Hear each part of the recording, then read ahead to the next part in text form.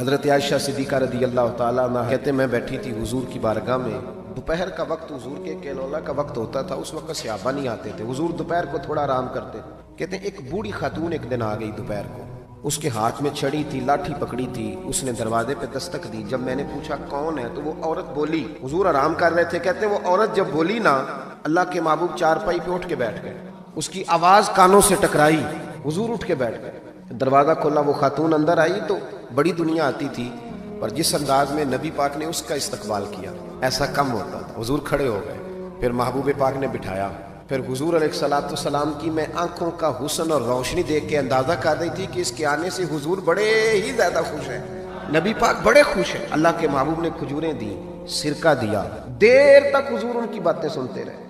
حضرت عائشہ صدیقہ کہتی ہے محب ہو کے محبوب نے، کنز المال میں حدیث موجود ہے، محب ہو کے محبوب نے باتیں سنی۔ دو قسم کے مہمان آتے ہیں نا، ایک مہمان فون کرتا ہے تو بندہ کہتا ہے میں کوئی نہیں گھر، پھر کبھی آنا، اور ایک مہمان ایسا ہوتا ہے جسے بندہ کہتا ہے اتنی بھی جلدی کیا ہے، ذرا ٹھہر جائیے، تھوڑا رک جاؤ، چائے بن رہی ہے۔ قسمیں ہوتی ہیں مہمانوں کی، کچھ مہمانوں سے دل لگا ہوتا ہے، دل کرتا ہے بیٹھے رہے، ذرا تھوڑا اور بیٹھے، یار تو نہ جایا کر، تو بیٹھا رہا کر۔ ہوتے ہیں کچھ لوگ۔ دیر تک نبی کریم علیہ السلام نے بات سنی، اور کیا بات ہے، جناب عائشہ صدیقہ کہتی ہیں دل حضور کا لگا، میں نے دیکھا تو میں بڑی مطمئن تھی۔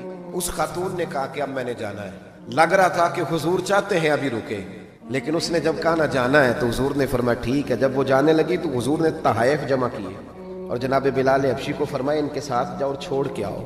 جناب عائشہ صدیقہ رضی اللہ تعالیٰ عنہ فرماتی ہیں، کہتے ہیں وہ خاتون چلی گئی، میرا خیال تھا کہ حضور اب مسجد جائیں گے، جب رات کو آئیں گے نا بعد از عشاء تو پھر پوچھوں گی حضور یہ کون تھی، لیکن محبوب تو گئے نہیں، لیٹ گئے۔ میں اٹھ کے قدموں میں بیٹھی تو حضور کی مقدس آنکھیں کھلی ہوئی، میں نے عرض کی حضور یہ کون خاتون تھی، اور میں نے آپ کو تھوڑا انفرادی دلچسپی لیتے دیکھا، حضور کون تھی؟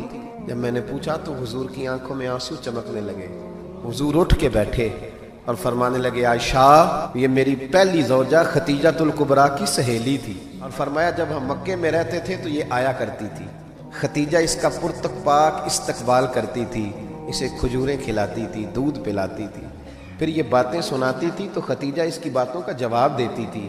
فرمایا آج اس کی آواز کانوں سے ٹکرائی ہے تو ساری یادیں پھر سے تازہ ہو گئی ہیں۔ فرمایا میں نے اس کے ساتھ وہی سلوک کرنا چاہا ہے جو فاطمہ کی اماں کرتی تھی، میں نے وہی عزت دینی چاہیے جو وہ دیتی تھی۔ اور حدیث کا آخری جملہ اتنا شاندار ہے کہ اس جملے کو یاد کر لیں تو دستور بن جائے ہمارے لیے۔ محبوب نے فرمایا عائشہ تعلق اچھے طریقے سے نبھانا یہ بھی ایمان کا حصہ ہے۔ حضور نے عزت دی، نبی کریم نے وقار دیا، حضور ہر آنے والے کو عزت دیتے۔